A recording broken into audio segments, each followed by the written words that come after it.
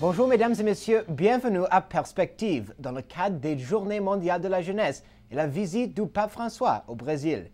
Aujourd'hui à midi, le pape François a récité l'Angélus depuis la résidence sous Marais où il demeure avec l'archevêque de Rio pendant les JMJ.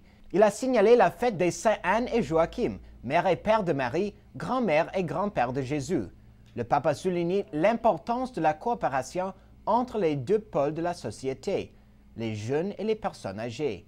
Il a également insisté sur l'importance centrale de la famille dans la société et l'Église comme un lieu privilégié pour transmettre la foi.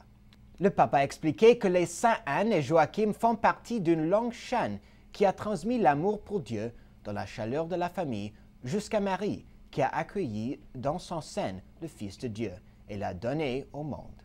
Cela démontre l'importance des grands-parents dans la vie des jeunes et leur rôle indispensable dans la société. Sainte Anne est d'ailleurs patron du Québec. Après l'Angélus, le pape a déjeuné avec 12 jeunes de différents pays. Et ce soir, c'était le chemin de croix, un des événements marquants des JMJ. Il a eu lieu sur la plage Copacabana, où les jeunes ont revécu les dernières heures de la vie de Jésus et sa passion avec le pape. Le Saint-Père a invité les jeunes à s'identifier aux différentes figures de la Passion et à se mettre par l'imagination dans les scènes. Le pape François les a aussi encouragés à modeler leur vie sur ce mouvement de mort et de résurrection de Jésus-Christ. Hier, le Saint-Père a eu l'occasion de rejoindre ses jeunes compatriotes argentins qui avaient demandé une réunion avec leur pape. Le Saint-Père a tenu un rassemblement impromptu à la cathédrale Saint-Sébastien de Rio. Ils ont prié ensemble Notre-Dame de Luan, patronne de l'Argentine. Il les a remerciés pour leur proximité et leur a dit qu'ils doivent modeler leur vie d'après les béatitudes et Matthieu 25, quand dit Jésus « Ce que vous avez fait au plus petit de mes frères et sœurs, c'est à moi que vous l'avez fait. » Il leur a dit aussi « N'oubliez pas de faire du bruit, d'émouvoir et de faire sortir l'Église dans les roues. » Il les a placés sous la protection de la Vierge et a béni une croix de Saint François qui sera portée à travers l'Argentine. Depuis 3 jours, les JMJistes suivent les catéchèses des évêques dans plusieurs langues. Les catéchèses sont une partie importante de l'expérience de JMJ. Charles le Bourgeois a pu l'interviewer, un jeune, et Monseigneur Lapierre, évêque de Saint-Hyacinthe. Tu as participé là, à la catéchèse de Monseigneur Lapierre. Est-ce que tu peux nous dire un petit peu ce que tu as retenu de ce temps d'enseignement? Il nous disait un peu comment être disciple et puis surtout quelle est la réalité du disciple dans le monde dans lequel on vit aujourd'hui. Et ce que je retiens surtout, c'est cette intimité qu'on doit avoir avec Jésus pour mieux être missionnaire puis évangéliser. Et le plus important, ce que j'ai retenu, c'est que être disciple, c'est aussi s'imprégner de la parole de Dieu pour pouvoir justement mieux connaître Jésus. Le centre était mis sur devenir disciple du Christ aujourd'hui. Alors voilà, j'ai essayé d'abord de montrer qu'au point de départ de l'expérience du disciple, il y a l'appel. Surtout aujourd'hui, en cette fête de Saint-Jacques, alors nous voyons dans l'évangile de Saint-Matthieu comment Saint-Jacques a été appelé. Alors voilà, et j'ai essayé de montrer comment Jésus a aussi formé les disciples et comment Jésus a déjà ses disciples, il les a envoyés déjà en mission. Eh bien, écoutez, on peut être disciple du Christ aujourd'hui, même si on n'a pas participé à la JMJ. L'important, c'est une décision et un choix. Et sortir de sa routine, sortir de ses sécurités et aller vers des expériences nouvelles, rencontrer des nouvelles personnes, s'ouvrir à des nouvelles réalités, surtout aux réalités de la pauvreté. Jésus commence la formation avec les béatitudes. Heureux les pauvres, heureux les pauvres en esprit. Alors voilà le chemin pour être disciple, même si on n'est pas venu à la JMJ. Et voici aussi un extrait du témoignage d'une jeune séminariste née sans bras. C'est vraiment au cœur de ma vulnérabilité, au cœur de ma blessure, que j'ai vraiment découvert que le Seigneur avait un projet d'amour pour moi.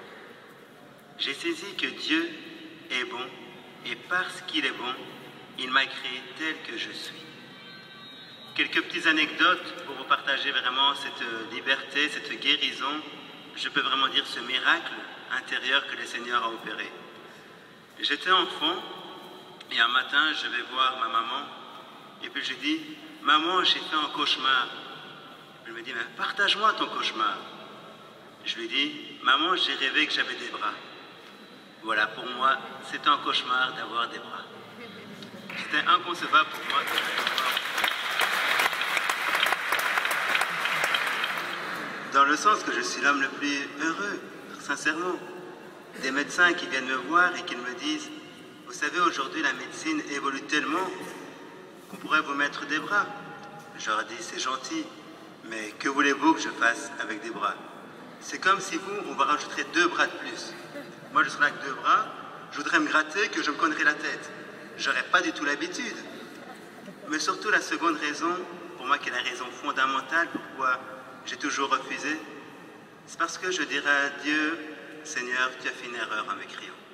Alors qu'il m'a créé avec amour, pour l'amour, et que j'ai vraiment saisi qu'il est bon, et que c'est parce qu'il est bon qu'il m'a créé tel que je suis, qu'il a un projet d'amour fou pour moi, comme pour chacun d'entre nous.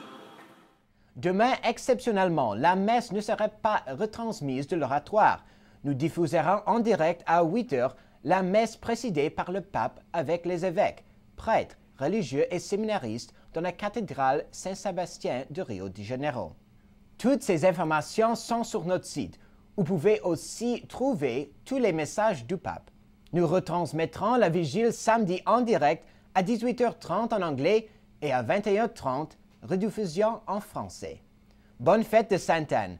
Nous vous laissons avec l'évocation de quelques patrons des JMJ. À la prochaine.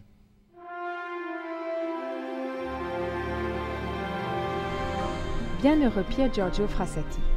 Pier Giorgio Frassati, fils de sénateur, est né à Turin le 6 avril 1901. Souffrant d'insuffisance respiratoire, il est immédiatement baptisé.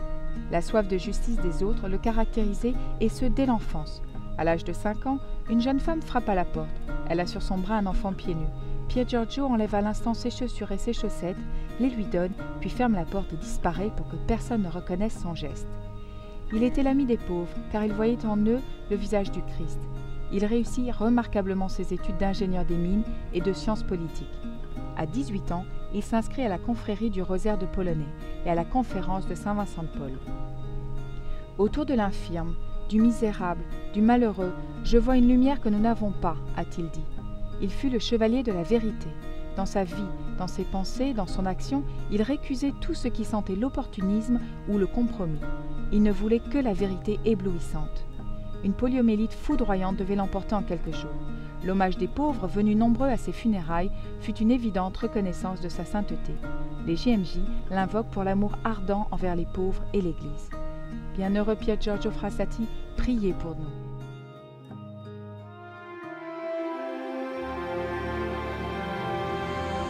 Bienheureux Adilio d'Aronche. Adilio d'Aronche est né le 25 octobre 1908 dans une petite ville de l'intérieur du Brésil. Sa famille, d'origine italienne, était unie et profondément religieuse. Ils aidaient beaucoup les pauvres. Adilio était un enfant simple et serviable qui aimait prier et servir la messe. Il est assassiné à l'âge de 16 ans par des révolutionnaires aux côtés du père Manuel Gomez González alors qu'il cheminait pour visiter des communautés chrétiennes très retirées. Les JMJ l'invoquent pour sa grande amitié avec le Christ. Bienheureux Adilio d'Aronche, priez pour nous.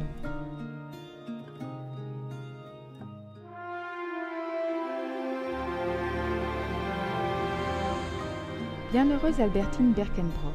Albertine est née au Brésil en avril 1919 dans une famille très pieuse d'origine allemande. Elle avait 2 repères spirituels, la Vierge Mère de Dieu et Saint Louis Gonzague. Albertine avait un grand sens de la charité, jusqu'à partager son pain avec les pauvres. Elle est assassinée à l'âge de 12 ans parce qu'elle voulait préserver sa pureté. son martyre et sa renommée de sainteté se sont rapidement propagés. Cette jeune fille a cultivé avec une grande sensibilité sa relation avec Dieu et son prochain. Les JMJ l'invoquent pour sa vertu et sa fidélité aux valeurs de l'Évangile. Bienheureuse Albertine, priez pour nous.